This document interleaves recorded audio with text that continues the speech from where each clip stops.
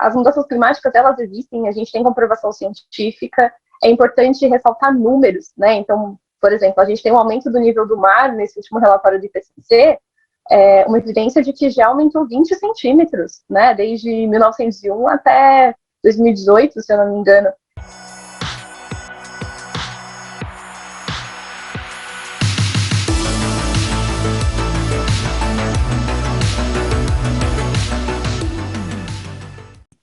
Oi, gente, bom dia, boa tarde, boa noite.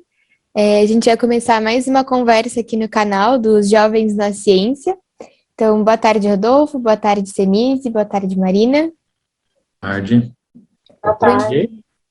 Muito obrigada por aceitar o nosso convite, Marina. A gente sempre começa com você se apresentando um pouquinho, falando um pouquinho de quem você é, quais são suas pesquisas, onde você está se formando. Pode falar um pouquinho de você. Oi, pessoal, tudo bem? Primeiro, né, gostaria de agradecer vocês pelo convite, foi muito especial para mim. Fiquei muito feliz para falar um pouquinho sobre, né, o que foi essa minha jornada também na faculdade. E já, né, apresentando, né, eu sou formada em ciências ambientais, sou recém-formada, assim, acabei de sair realmente. E, na verdade, eu queria contar para vocês um pouquinho como que foi, assim, esse processo, porque o curso de Ciências Ambientais é um curso bem novo, né, eu me formei na Unifesp, e por ser um curso novo, poucas pessoas conhecem realmente como funciona, né, então é um curso multidisciplinar, ele perpassa pelas áreas de Química, Física, Biologia, e entra também um pouco no lado social, que é um lado que eu me identifiquei muito também. E, na verdade, a minha trajetória com pesquisa, com iniciação científica, começou lá no primeiro ano, quando eu estava numa aula de cálculo 2, eu até conto essa história, porque as pessoas costumam perguntar, e começou numa aula de cálculo 2, quando a professora Luciana Riso estava falando sobre a teoria do caos, né, do efeito borboleta, o bater de asas da borboleta para causar um tornado no Texas. E essa aula, para mim, assim, foi incrível. Meus olhos, né, ficaram marejados. Eu falei, gente, isso é incrível, né? Eu preciso conversar com essa professora. Eu fui atrás dela. E logo no segundo ano eu comecei a minha primeira iniciação científica, que eu também não sabia muito bem sobre o que seria, mas eu gostei um pouco da temática dela, que era um pouco sobre as ciências atmosféricas, né, mas numa aplicação de poluição do ar. E aí eu entrei, né, super empolgada para, né, em primeira iniciação, segundo ano de faculdade. Fui conversando com ela e apareceu uma oportunidade de bolsa para fazer uma iniciação conjunta com a Escola Politécnica lá da USP, para trabalhar um pouco sobre, né, com a área de análise de dados. Então, eu fui primeiro com a análise de dados atmosféricos, entrei no meio do pessoal da engenharia, eu, em ciências ambientais, totalmente novo para mim, foi muito, aprendi muito, assim, coisas que eu nunca tinha visto, programação, eu toda assustada, mas foi muito bom. E depois, né, continuei, terminei essa primeira iniciação, e logo no meu quarto ano eu entrei, né, numa outra iniciação, no terceiro ano, eu entrei na outra iniciação, que foi também na área de atmosférica, foi sempre uma área que eu me interessei muito, né, eu tive algumas matérias na graduação, com o professor Newton, Évora, e, né, atmosféricas 1, atmosféricas 2, e eu, né, entendi que era essa área que eu gostava e sempre me tocou. Aí eu entrei numa outra iniciação, numa área também que eu não sabia direito, não sabia muito bem definir, e depois foi o que tornou o meu TCC, que foi na área de extremos climáticos, né, na área de mudanças climáticas, com algumas aplicações na área ambiental, incluindo também o lado social. E acho que é isso. Falei muito, falei a história inteira, mas é isso. Assim, essa foi a minha caminhada até aqui. E assim a gente vai seguindo, né? Tomara que me encantou bastante. Não falou muito não, tá ótimo. Para a gente começar assim, o que são esses eventos climáticos? Então, assim, acho que para contextualizar os extremos climáticos, né, que é um tema que está super em alta, a gente, né, tem ouvido falar bastante na televisão e tudo mais, eu acho que é importante falar um pouco sobre as mudanças climáticas em si, né, porque existe um debate muito forte, né, de fato, o que são, como a gente sente as mudanças climáticas, né? E, na verdade, são alterações no estado natural, digamos assim, né, de um modo bem simplificado. Então, são alterações na média, né, na variabilidade climática, seja da temperatura, seja da precipitação, e que causam alguns impactos, né? Quando a gente fala de mudanças climáticas, a gente associa também um pouco com os impactos, porque ele é acumulativo, né? A gente vê a longo prazo, às vezes. E os extremos climáticos, quando a gente fala de alterações do clima, a gente pode alterar a temperatura, a chuva, e quando a gente altera uma condição normal, né, do sistema climático da chuva, a gente pode ocasionar condições em que essas chuvas são mais intensas, ou então um período de estiagem, né, um período de seca. E é aí que se tornam os extremos, né, os eventos extremos que a gente chama. E os extremos, eles podem se diferenciar em dois tipos, né, os extremos, que é o que a gente chama de extremos de tempo, né, extremos meteorológicos, que são aquelas chuvas que a gente, que tem uma duração curta, né, então, uma chuva de um dia, duração de horas, duração de 2, 3 dias, que são aqueles eventos, né, que a gente até percebe, poxa, choveu muito hoje. Mas existem os extremos que são os meteorológicos, né, desculpa, são os climáticos, que é quando tem a persistência dessas condições, né, então quando os eventos de chuva, eles se tornam mais intensos num longo período, né, um período de um mês, período de 3 meses, e aí é o que a gente chama de extremos climáticos, que é quando ele, né, se persiste por mais tempo. Então, esses extremos, quando a gente fala, eu acho que é impossível a gente desassociar com o lado social, né? Então, é o que a gente sente. É o deslizamento de terra, é uma estiagem em que a plantação foi toda queimada. Então, ela é bem presente na nossa realidade, assim, isso que eu acho importante também pontuar. Interessante. Então, por exemplo, os eventos climáticos extremos, então, a gente tentando entendê-los assim, na verdade, entender o que eles são exatamente alterações que passam pela intensidade, né? Então, você tem, digamos assim, você vai ter uma intensidade, por exemplo, de chuvas que vai ser maior do que uma média relacionada com uma média histórica, alguma coisa nesse sentido, né? Ou, por exemplo, de estiagem também, né? Então, por exemplo, assim, eu lembro de uma coisa da minha adolescência, que eu morava ali no Centro-Oeste, em Valparaíso de Goiás, e teve um ano, especificamente, que teve 9 meses de estiagem. E a umidade chegou a bater em 7%, tá? Sei lá, por semanas, né? Por exemplo, isso seria um evento climático extremo.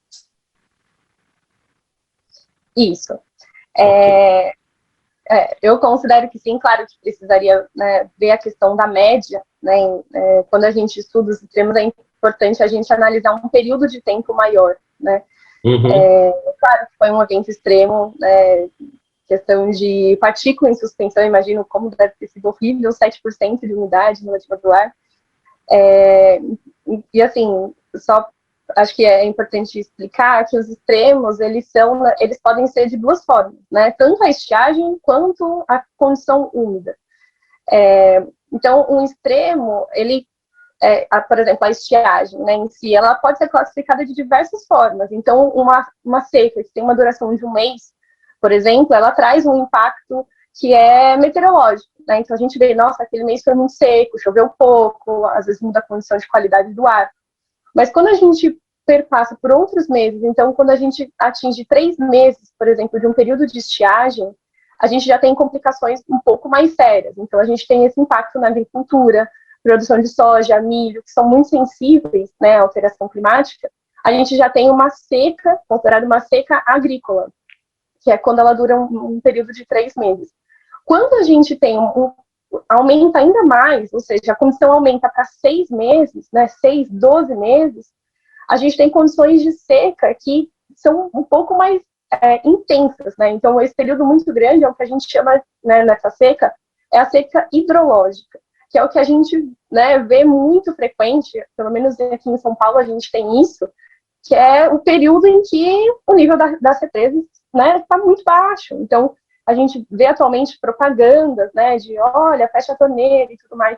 É por um período prolongado dessa seca. Então, é quando aumenta o nível da represa, quando diminui o corpo hídrico, a gente acaba tendo esses impactos referentes ao período de estiagem, né? E as condições úmidas, né, quando a gente tem um extremo úmido, é um período em que a gente tem uma chuva muito intensa. Então, não somente, né, a gente pensa, poxa, a chuva, como ela pode ser desastrosa? Ela pode ser, assim, absurdamente colocar socialmente, né, as comunidades em uma condição muito vulnerável. Então, deslizamento de terra, a gente tem ocupação em áreas periféricas e um período de chuva muito intenso pode provocar diversos desastres ambientais, né, o que é o que a gente chama. E no meu TCC, né, é interessante porque esse lado social dos impactos ele precisa ser muito bem estudado, assim, porque né, quando a gente vai estudando, vai se aprofundando, a gente vê o quanto ainda precisa de muita pesquisa científica nessa área, porque né, a minha área de estudo foi a área do ABC Paulista, né, que inclui 7 municípios na região sudeste, né, de São Paulo. Faz divisa já com Cubatão, né, ali perto da Serra do Mar, e também abrange uma represa, que é a represa Billings. Então, a região do Grande ABC, né, ela tem, historicamente, uma ocupação muito acelerada, por conta justamente né, do desenvolvimento tecnológico e econômico da própria região, que foi muito voltada para a automobilística. Então, foi uma região ocupada muito rápido, né, não teve planejamento urbano, foi bem desordenado. Então, essa ocupação foi praticamente central, na área central das cidades, né, desses municípios, e também nas áreas periféricas. E quando a gente analisa, né, que foi a área de estudo do meu TCC, quando a gente analisa os extremos climáticos numa região que é considerada vulnerável, quando a gente usa o termo vulnerável, é importante a gente colocar a condição de risco, né? Junto vem o termo de risco. O risco coloca aquela comunidade em vulnerabilidade. Né? Então, o risco a deslizamento, o risco à inundação, coloca essa comunidade, né, essa população nessa condição. Então, acredito que os extremos climáticos, eles dão essa percepção social, né, das áreas que a gente deve olhar, mas, além disso, essa preocupação de planejamento mesmo, né, planejamento hídrico, planejamento urbano mesmo, né. Marina, só quer isso? Não, pode ir. Tá.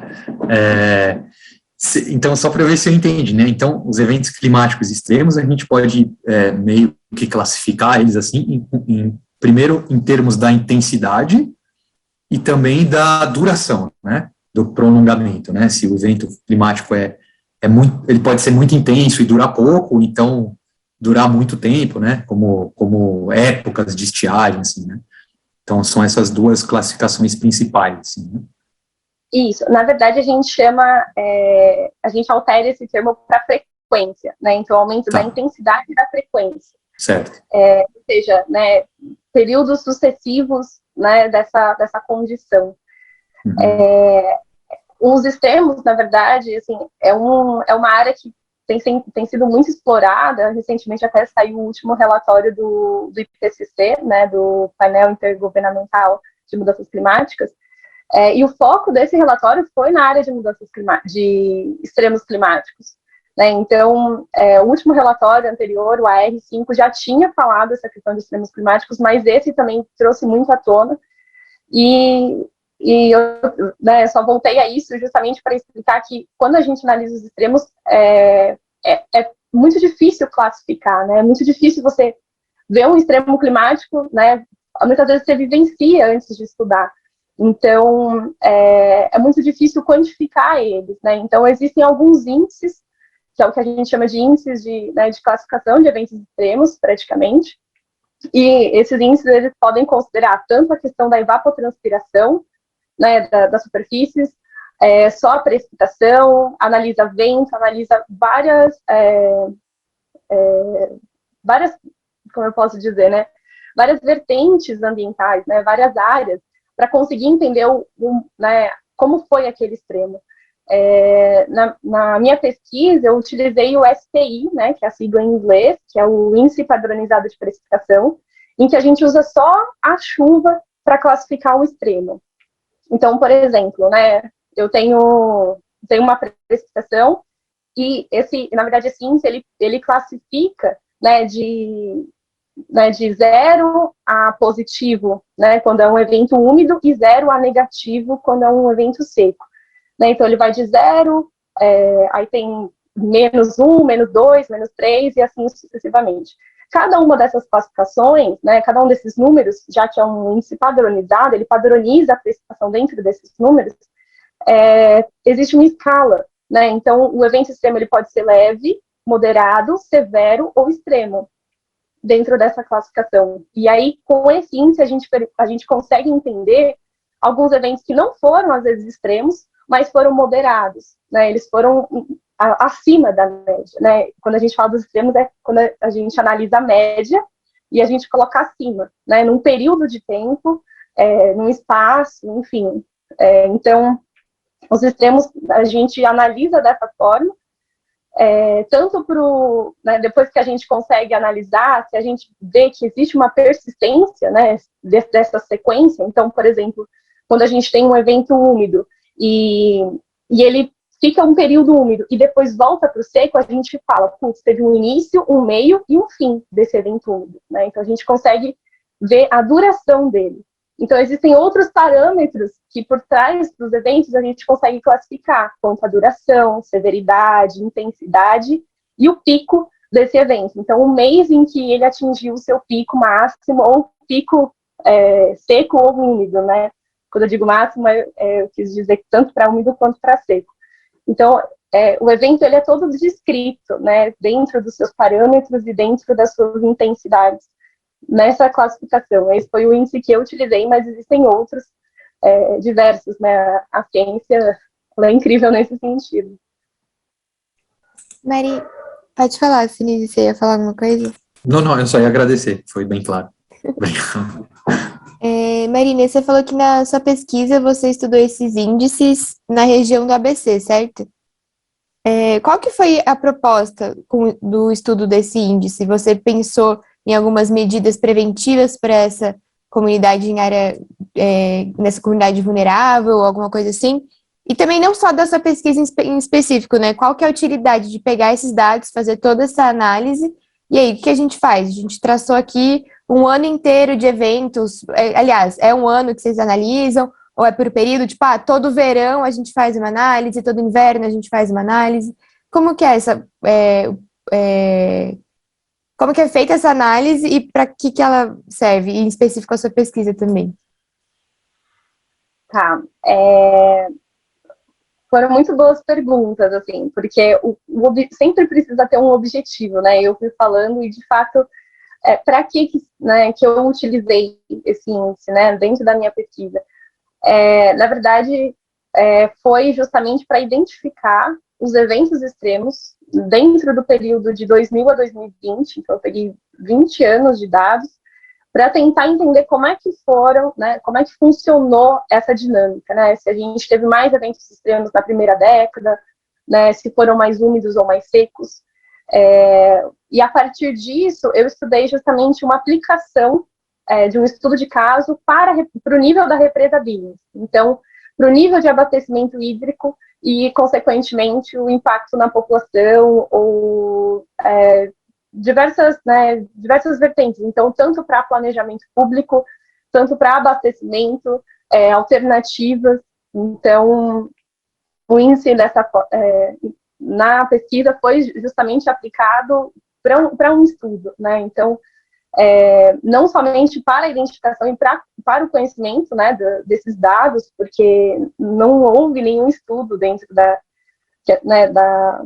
do ramo que a gente procurou aplicado à área do ABC paulista. Então, não tinha nenhum estudo de extremos climáticos no ABC com essa variação de dados de 20 anos. Normalmente, se colocam 30 anos para uma análise climática, né, que é quando a gente fala, putz, né, o clima mudou, alterou de alguma forma. Mas a gente concluiu que esses 20 anos eles eram, como houve muitas mudanças no ABC, um desenvolvimento muito rápido nesse período, ele foi bem representativo, né, para esse estudo. E a outra pergunta foi sobre a aplicação, né? Você comentou, não esqueci agora qual era a pergunta. Era se vocês fazem essas análises por estação do ano, né? Porque claramente tem uma diferença de primavera, verão, outono, inverno. E qual que é a aplicação que faz? A gente analisa, por exemplo, fizemos aqui esses 30 anos de análise e a gente percebeu que teve muitos eventos extremos. Aí tenta juntar com outro dado, talvez esse evento extremo tenha sido por conta de tal outra coisa. Para que serve como uma comparação com outros dados? Como é que funciona? Perfeito. Na verdade, o estudo de extremos, quando a gente estuda a climatologia, a gente tem uma média de 30 anos, né, como eu disse. Para extremos, a gente consegue analisar pontualmente. Então, a gente consegue estipular alguns períodos. Então, um período de um mês, né? Como foi a dinâmica de um mês? Houve algum evento extremo? Um evento de duração de um mês, por exemplo? Consequentemente, por estação. Então, o período sazonal, a gente consegue ver também os eventos nesse período. Então, ele é bem flexível quanto à sua aplicação.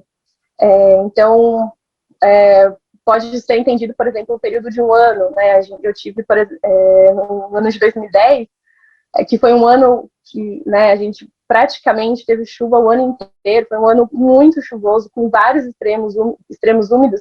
A gente viu que, na verdade, essa condição ela tinha começado lá em 2009. Então, é importante analisar, talvez, o período, ele possa descrever para você como foi aquele período. Mas quando a gente fala de extremos, é sempre um período de acumulação. Então, se houve um extremo úmido, foi por algum motivo antes, né, um acúmulo de 6 meses, de um ano de chuva recorrente, né, em que essa condição foi persistente e classificada como um evento extremo. E os eventos, na verdade, existem. Eu fiquei encantada com esse universo justamente porque ele abrange muita coisa, né? Então, os extremos, eles podem ser associados também com alguma alteração na dinâmica oceânica, né? Um assunto que vem sendo trazido bem à tona por exemplo, a frequência dos eventos El Niño e Laninha, que ocorrem no Pacífico Equatorial. Então, existem vários estudos que mostram justamente essa influência, né? Como que funciona a dinâmica climática no Brasil, na América do Sul, durante esses eventos El Niño e Laninha, né? Só para explicar, os eventos El Niño o aquecimento anômalo, né, anormal da temperatura da superfície do mar, então da primeira camadinha ali do Oceano Pacífico. Então é uma condição anormal, acontece geralmente num período de 4 em 4 anos, tem uma variação, e os eventos Laninha é quando tem um esfriamento dessa temperatura superficial, né? Então, essa condição do El Niño, ela propõe mudanças climáticas aqui também na América do Sul. E aplicada à região sudeste, né, aplicada à região São Paulo, o ABC Paulista, que foi onde a gente estudou, a gente viu que existe uma relação durante os períodos de El Niño que influenciam os eventos extremos. Então, condições de El Niño favorecem a precipitação, condições de Laninha favorecem condições de estiagem. Então, a gente tem esse processo que é o que a gente chama de teleconexões, né, que é quando a gente tem uma alteração em algum lugar remoto com uma influência, né, em uma distância muito longa, muito distante, né, que tem uma influência pela atmosférica, climática, mas que por ondas e, enfim, distribuição mesmo de energia, né, da nossa atmosfera, a gente tem essas influências de áreas distantes, né? Não somente no Pacífico, a gente tem também no Atlântico, diversos sistemas, né, sistemas que estão mais próximos do Brasil, sistemas que estão no Atlântico Equatorial, Atlântico Sul, existem muitas sistemas oceânicos que podem influenciar os eventos extremos aqui na região da América do Sul, Sudeste também. Marina, interessantíssimo isso que você falou, né, dessa conexão com os eventos tanto Laninha quanto El Niño. E eu queria te perguntar uma coisa, né, sobre a questão do que você colocou sobre acúmulo de umidade, né? Então, por exemplo, em relação a essa questão de acúmulo de umidade, então, por exemplo, você pode ter eventos que você promove, por exemplo, acúmulo de umidade em certas regiões do planeta e déficit de umidade em outras regiões. Então, por exemplo, se você tiver locais com enchentes, né, um evento climático extremo de enchente, isso pode também, né, na verdade, não está conectado, né, com por exemplo, uma estiagem ou uma seca numa outra região do planeta, né? Então você tem essa conexão. E eu ia te perguntar o seguinte, eu queria que você falasse um pouco sobre essa conexão e se há alguma questão, alguma influência do campo magnético da Terra se algum efeito indireto do campo magnético da Terra no clima, né? Na questão dos eventos climáticos. Tá bom? Nossa, foram perguntas que eu não sei se eu vou saber responder com propriedade dentro dos meus conhecimentos, mas achei super interessante porque eu nunca tinha pensado essa questão do campo magnético mesmo, né? Pelo que eu entendo dentro do que eu já estudei, eu não conheço, assim, eu desconheço alguma influência do campo magnético nessa questão dos extremos em si. O que é conhecido essas teleconexões que eu comuniquei, que na verdade são anomalias oceânicas, né? Então, seja uma área que tem um aquecimento grande, uma área de esfriamento muito grande, que pode proporcionar favorecer esses eventos extremos úmidos em uma região ou falta de chuva na outra, né? O próprio El Niño, ele favorece chuva em um lugar e ele desfavorece a chuva em outro lugar, né, na América do Sul e na Austrália, né? E tem essa polaridade justamente pela região em que ele ocorre, que é no Pacífico Equatorial. Então, se é conhecido já essas influências do El Niño e da Laninha, né, nessa influência climática, tanto na América do Sul, quanto outros sistemas em todo o mundo. Assim, existem, por exemplo, no Atlântico Sul, a gente tem o dipolo, que é o dipolo subtropical do Atlântico Sul, que é um ciclone afrotropical, e ele possui uma influência, a gente não sabe como, a gente não sabe de que forma, qual a periodicidade, então é uma área que precisa muito ser explorada ainda, né? Tanto que eu utilizei o dipolo para tentar ver se tinha alguma influência na região do ABC, e é tudo muito desconhecido, porque ele segue uma dinâmica que provavelmente tem uma influência na alta subtropical do Atlântico Sul, um sistema de alta pressão no oceano que a gente tem, que é uma célula que a gente chama, né? É um sistema de alta pressão e que ele varia, né? No nosso inverno ele se aproxima mais da costa e no verão ele se afasta mais. Então, as suposições de que talvez esse sistema do dipolo, que são duas caixinhas de aquecimento e esfriamento também, né, parecido com o El Niño, só que é no Atlântico Sul, assim, existe uma influência, a gente não sabe como, mas a gente suspeita que tem a ver com esse movimento desse sistema de alta pressão. Então, eu acredito que tenha muita coisa a se explorar, justamente nessa área de entender também um pouco o campo magnético. Eu não duvido que tenha influência em alguma parte. Marina, pode falar. Vai, pode ir. Acho que é uma pergunta rápida até. A gente analisando a frequência desses eventos extremos, quanto mais eventos extremos acontecem, mais diferente o clima vai ficando, porque a gente sabe que a gente está numa crise ambiental e maluca, né? Acontecendo várias coisas que a gente não via acontecendo antes. Por exemplo, no sul, que nevou lá, né? Do pessoal fazendo... Tem até um monte de meme do pessoal fazendo boneco de neve, anjinho de neve, e o planeta, meu Deus do céu, estou morrendo, estou ficando louco e a galera está se divertindo. Esse daí é considerado um evento extremo, porque né, nevou no Brasil. E a frequência desses eventos extremos levam a entender que a gente está realmente... É uma evidência de uma crise climática. Eu posso emendar, então, a sua pergunta, que tem a ver. Esses eventos extremos, Marina, é possível separar o que é um evento natural, né, que ocorre na natureza, pela própria dinâmica da natureza, e o que é de responsabilidade da ação do homem, do ser humano? E só uma observação, quando eu morei no sul, eu peguei neve lá. Um dia. É bem legal. Eu acho que, aproveitando, né, acho que misturando um pouco das duas perguntas, eu acho que volta um pouco no início a questão das mudanças climáticas em si, né? Foi perfeito o que a Sara comentou, de que talvez os eventos extremos sejam uma evidência de que realmente estamos alterando o clima da Terra. E que, de alguma forma, ele não... Assim, não que ele altera o clima da Terra, né? Ele só traz a consequência de tudo que está acontecendo.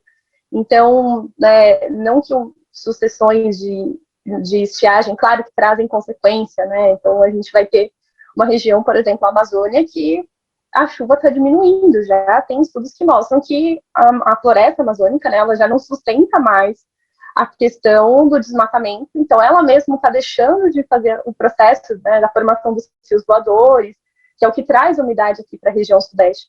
Então, os eventos extremos nada mais do que mostrar realmente essa alteração, né? O clima ele já está mudando, consequentemente os eventos eles se tornam mais frequentes, mais intensos.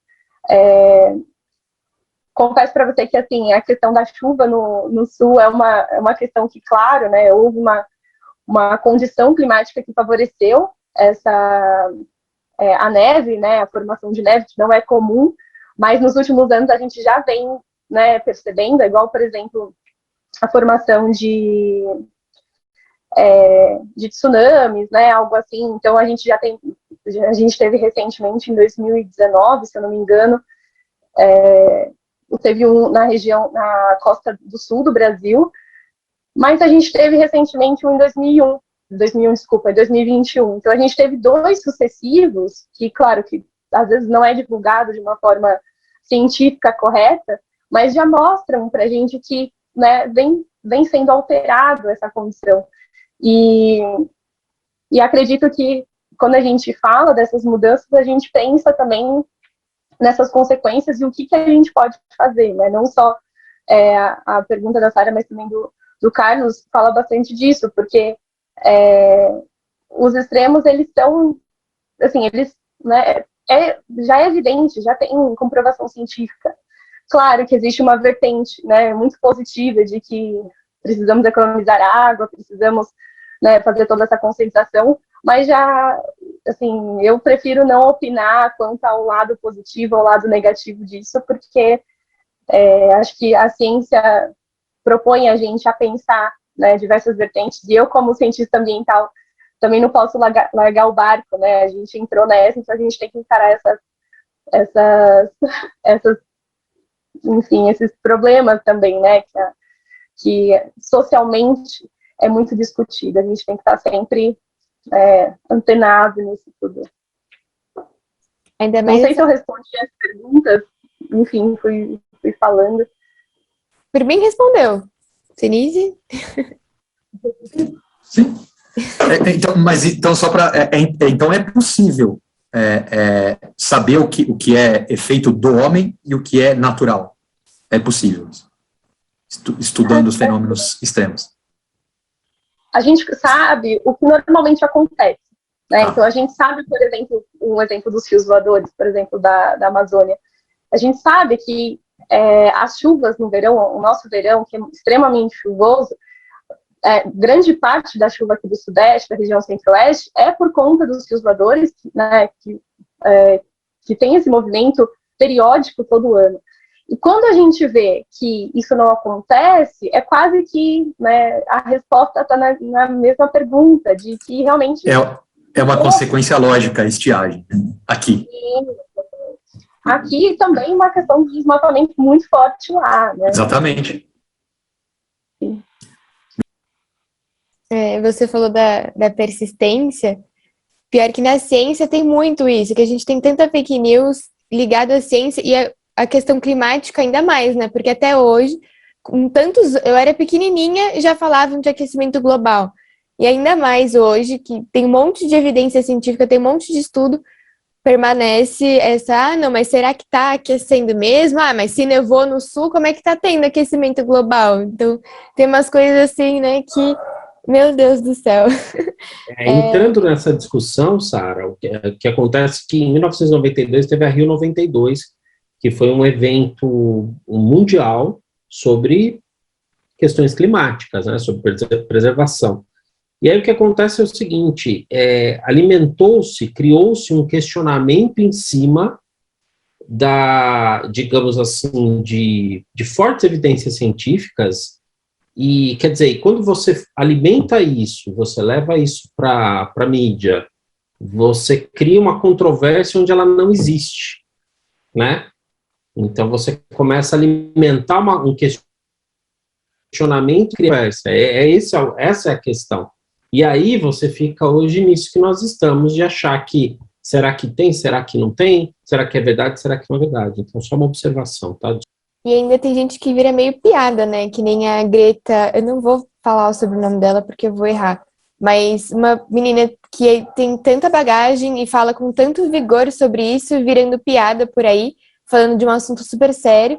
E o que ela fala é muito... Sei lá, pra mim mexe muito, né? Que é a geração dela que vai se ferrar mais pra frente, se a geração... Não a minha, né? Mas antes da minha, tá causando... Uma consequência que o futuro não vai saber lidar direito, né? Bom, deixa eu dar um pitaco, então. Eu acho que a gente tem que tomar cuidado com isso também, porque sempre ficou assim, porque eu lembro da Eco 92, já tinha 12 anos, vocês, meninas, não lembram, que são bem mais novas, eu lembro direitinho de assistir na TV lá, reunidos, vários presidentes de vários países, né? Então lá era para o futuro, agora é para o futuro, para a futura geração. Eu não vou pegar, mas meus netos... Não, gente, estamos pegando já. Aí, ó, poeira gigantesca em Ribeirão Preto, não sei o que acontecendo, falta de chuva na Amazônia, já está acontecendo. Já está. Então não tem mais essa de gerações futuras. É a nossa já, é agora. Sim, a Greta tá falando, é a minha geração que vai se ferrar com isso aí. E aqui, não, todas, né? Todas, porque a gente vai ter uma expectativa de vida aí, sei lá, de 70, 80 anos. A gente vai pegar isso também, né? Sim, eu acho que todo mundo achou que ia ser uma coisa meio catastrófica, assim, tipo, quando tiver uma crise climática vai ser fim do mundo, 2012, mas e o negócio...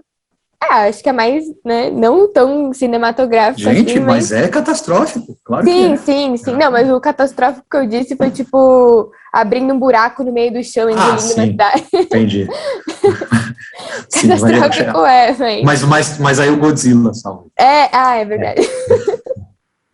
Mas aí a gente vê o seguinte, as enchentes na Alemanha e na Bélgica. Eu vi uma foto, sei lá, umas 2 semanas atrás, uma estrada na Bélgica que estava com, assim, uma quantidade, sei lá, uns 10 quilômetros de entulho no meio da estrada provenientes das enchentes.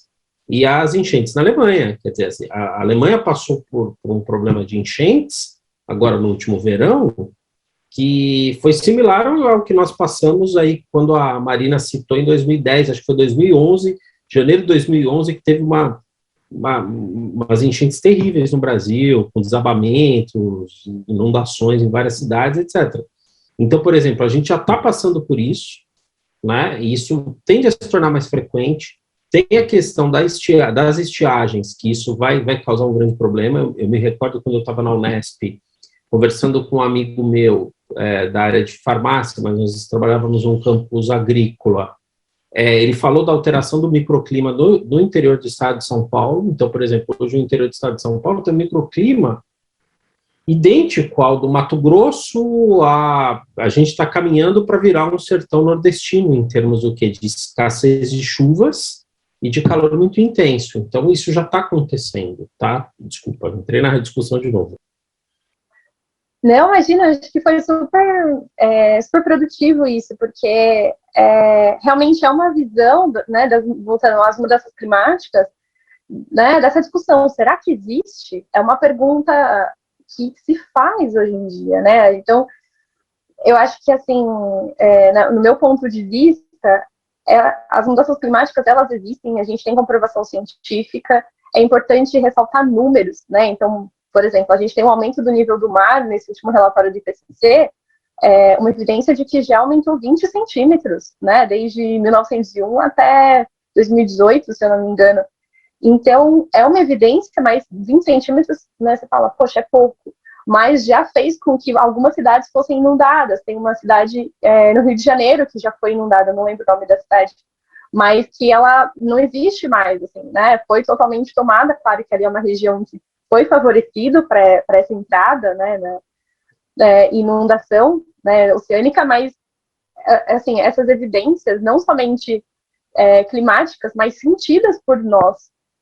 Eu acredito, assim, foi o que eu comentei, eu prefiro não opinar sendo otimista e nem pessimista, porque acho que, assim como cientista, a gente tem que ser otimista justamente porque, né, na conclusão, a gente precisa concluir que alguma coisa aconteceu, mas é útil para outra, né? Mas também não pode deixar de ser realista, né? Então, de fato, tudo isso que vocês comentaram de fato, infelizmente, muitas pessoas se questionam, porque a gente tem um governo que é anti-meio ambiente, que é contra, né, anticonservacionista, que isso dificulta muito a propagação da ideia realmente, né, que a ciência traz, né, em tudo isso que a gente está falando aqui. A gente teve recentemente o Acordo de Paris, em 2015, né, que falava da redução das emissões de carbono, enfim, por conta dos países.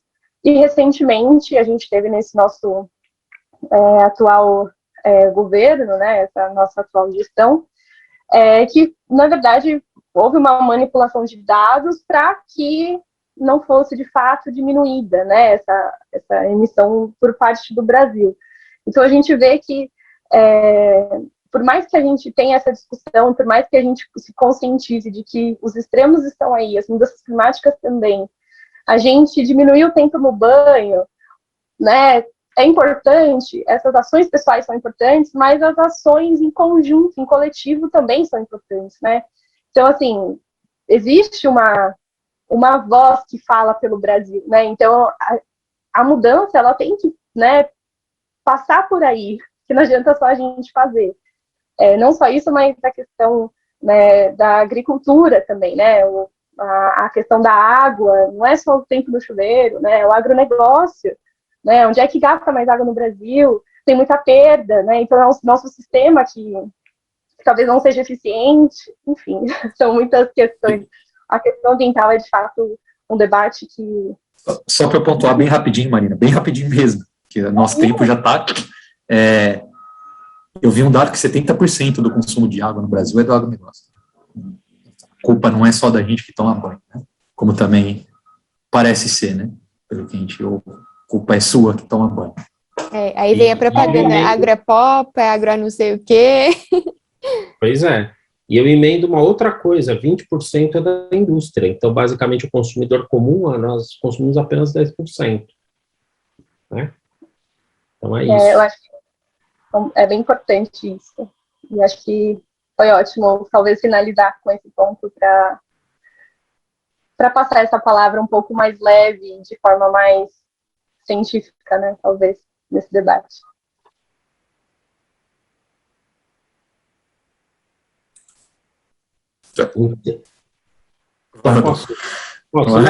Então, Marina, o ponto é excelente para finalizar, mas a gente queria finalizar com mais uma perguntinha, né? A influência, qual seria duas, na verdade, né? Duas.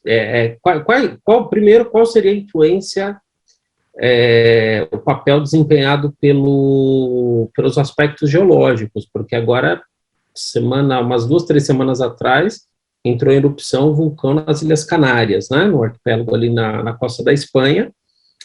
E essa é a minha primeira pergunta. E a segunda, de um evento super atual, que foi aquela nuvem de poeira na região de Ribeirão Preto, que foi um negócio assustador. Eu queria que você falasse para a gente um pouquinho. Obrigado. Bom, essa nuvem de poeira, vou começar pela segunda pergunta, foi o Hakuk, né? É um evento, né, dentro do que eu li também sobre, ele é um evento climático, né? Então é uma condição em que a gente tem uma seca muito forte numa cidade, então umidade baixa, qualidade do ar baixa e seca, muito tempo sem chover. Consequentemente, o solo, né, fica muito seco, então a poeira ela se dispersa muito mais rápido, ela não está aderida ao solo. E quando a gente tem a chegada de uma tempestade, a chegada de uma chuva, a gente tem um vento muito forte. Então, foi justamente a combinação da cidade, né, Ribeirão Preto, e a região em si, né, porque pegou São José do Rio Preto também, pegou outras cidades francas, de fato uma condição de um solo muito seco e a chegada de uma chuva. E aí, consequentemente, foi uma condição em que essa ventania fez com que essa poeira levantasse e formasse esse fenômeno, né, atmosférico que a gente presenciou, mas é assustador se a gente parar para pensar que ele acontece numa condição simples, né, de seca com a chegada de uma chuva. Com certeza algo que assusta, né, que é difícil de ver. E a outra pergunta foi da influência da questão, né, geológica, né, nessas mudanças climáticas. Claro que, assim, dentro de um sistema em que a gente tem a Terra sempre em equilíbrio, né, sempre essa questão de um vulcão entrar em erupção é uma alteração em que a gente tem geologicamente, mas a consequência, né, acredito, dentro do que eu entendo também, é, de fato, essa erupção, né, porque são muitas partículas que ficam em suspensão e, por elas serem mais densas, né, conterem outras substâncias químicas, elas ficam, de fato, na região e acompanham a direção do vento. Então, claro que pode chegar em outras cidades, em outros países, sem sombra de dúvidas, né, a dinâmica atmosférica ela tem essa capacidade de passar, né? E acho que foi um pouco do que a gente tinha conversado. De tudo está, né, conectado, tudo está interconectado. Então, obviamente, tem essa influência das partículas que ficam em suspensão, que são altamente preocupantes, né, do ponto de vista respiratório, por exemplo. Beleza. Marina, acho que agora é para encerrar mesmo, né? Nosso tempo já está. Queria perguntar, assim, uma pergunta do teu futuro e das tuas perspectivas como cientista ambiental. O que você espera para o seu futuro? Você acabou de se formar, né? O que você quer fazer? O que você pretende? O que você acha que dá para fazer? Uma pergunta um pouco difícil, né? Acabei de me formar, mas eu sempre gostei, né? Algo que eu me dei super bem, assim, foi um processo de autodescoberta mesmo, né? A ciência tem disso e a minha área, como ela é multidisciplinar, talvez a gente demore para entender.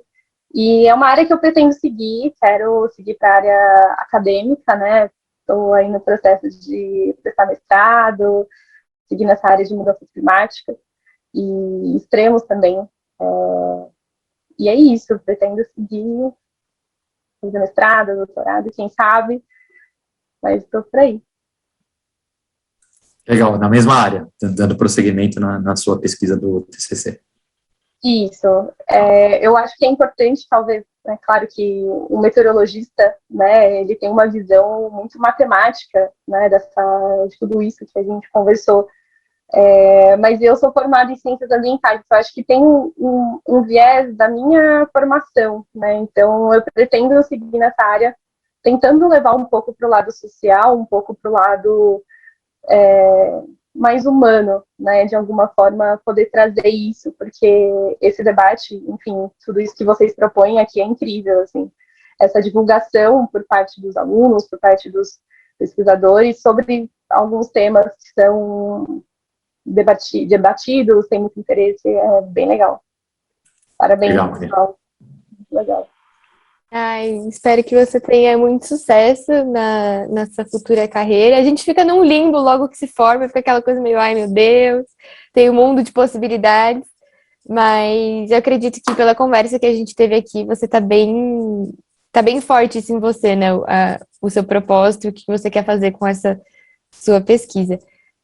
Para finalizar mesmo, a gente tem 3 perguntinhas para você, que não precisa ser necessariamente ligada a ciências ambientais, a sua área mesmo. Pode ser uma coisa mais pessoal, que é um filme ou uma série que você esteja assistindo, que você gosta muito, uma música ou um artista, uma banda, enfim, e um livro, uma série de livros, mas uma coisa mais pessoal mesmo, para descontrair um pouquinho. Falamos só de problemas ambientais aqui, né? Algo leve é sempre bom. Vou fazer a primeira indicação do livro, que é um livro que me acompanhou nesse processo também, como formação de cientista, né, mulher, que é Mulheres que Correm com os Lobos, que é um livro incrível, super atual, voltou, mas ele é bem antigo, tem muitas edições. Uma série ou um documentário. Puxa, agora você me pegou. Ou filme. Um filme. Eu não tenho. Acho que a minha personalidade não consegue distanciar muito da ciência. Eu tô bem dentro. Assim, eu gosto muito do filme A Teoria de Tudo, a história do Stephen Hawking. É um dos meus filmes assim, favoritos, tanto melodicamente, né, o drama em si, e a história dele foi um cientista incrível. Ele mesmo, né, enfim, se auto foi julgando e se auto foi, né, concluindo que estava errado, que estava certo. Então, eu acho isso uma virtude muito grande, né, do cientista. E uma música, uma banda, eu acho que nesses tempos em que está tudo muito pesado, gosto sempre de um pouco mais de leveza e trazer um pouco o Brasil, né, que talvez a gente esteja, né, querendo talvez se distanciar, mas reconhecer que é um país incrível e que os artistas estão aí para trazer a leveza. E é Mistério do Planeta, dos Novos Baianos, eu coloco aí de indicação. Eu amo essa música. Eu acho que traz um pouco de leveza, né, dentro desse caos que a gente vive nesse país. É mesmo, essa música é muito boa. Sempre fica num momento bom, assim, quando tô ouvindo essa música. É muito, Uma muito energia boa. boa. Então, é isso. Alguém mais tem alguma pergunta? Quer fazer algum comentário? Marina também, se quiser comentar alguma Só queria agradecer a Marina. Obrigado, Marina, pela conversa, por ter aceitado o convite. Parabéns pela pesquisa, super importante. Nossa, importantíssimo, talvez um dos temas mais importantes do mundo hoje, talvez. Então, meus parabéns. Que você tenha sucesso na tua caminhada futura. Obrigada. Nossa, gente, eu que agradeço. Foi muito bom aqui compartilhar com vocês a conversa. Obrigada mesmo. Espero ter falado coisas importantes e que tenha feito sentido um pouquinho. Marina, muito obrigado também. Excelente conversa. E também desejo os melhores votos aí para o seu futuro aí. Você tem um espírito científico, então isso é importante aí. Isso é o primeiro passo para você voar bem alto, tá bom? Muito obrigado. Obrigada, pessoal. Obrigada. Obrigada, Carlos, Rodolfo, principalmente a Marina, por estar aqui com a gente. E também muito obrigada. Aliás, muito sucesso para você, Marina. E vai contando pra gente sua trajetória aí, porque a gente vai ficar curioso. Acho que sempre que a gente tem um convidado no canal, a gente fica ansioso para saber como que tá lidando, né, nos passos futuros. Então, por favor, vai avisando a gente. Futuramente você volta para contar do seu mestrado, do seu doutorado. Obrigada. Imagina. E eu vou agradecer também a todos e todas que estão nos assistindo. Por favor, deixem o seu like aí no nosso vídeo. Se inscrevam no canal também. Toda semana a gente está com conversas muito interessantes.